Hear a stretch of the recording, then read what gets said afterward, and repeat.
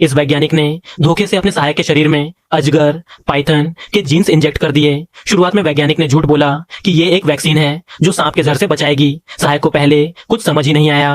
रात के खाने के दौरान सहायक को अचानक बहुत नींद आने लगी। जब उसकी आंख खुली तो उसने देखा कि उसके चेहरे की त्वचा उतर रही है। उसने सोचा शायद उसने कुछ ज्यादा मसालेदार खा लिया है, इसलिए ऐसा हो रहा है। इसी वजह से उसने ध्यान नहीं दिया। लेकिन अगले दिन सुबह उसकी पीठ की त्वचा भी उतरने लगी। वैज्ञानिक ने चिमटी से एक टुकड़ा खींचकर निकालने की कोशिश की, लेकिन जैसे ही उसने खींचा सहायक की पूरी पीठ की खाल उतर गई। ताकि सहायक को शक न हो, वैज्ञानिक ने फिर झूठ बोला, ये वैक्सीन का अस्थायी साइड इफेक्ट है, 3 दिन में सब ठीक हो जाएगा।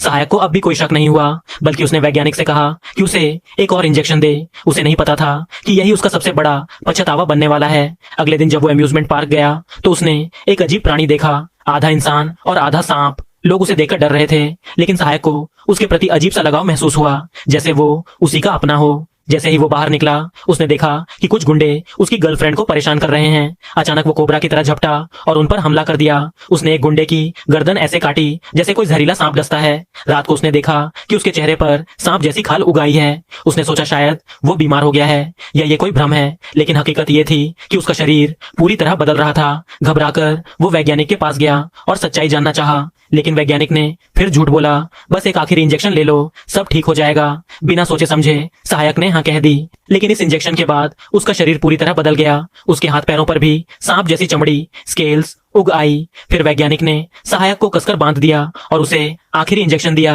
ताकि उसका रूपांतरण जल्दी हो सके। इसके बाद सहायक का पूरा शरीर बदलने लगा। उसकी दोनों टांगें आपस में जुड़कर एक विशाल अजगर की पूंछ बन गई। सिर्फ 3 मिनट में उसका ऊपरी शरीर भी पूरी तरह सांप जैसा हो गया।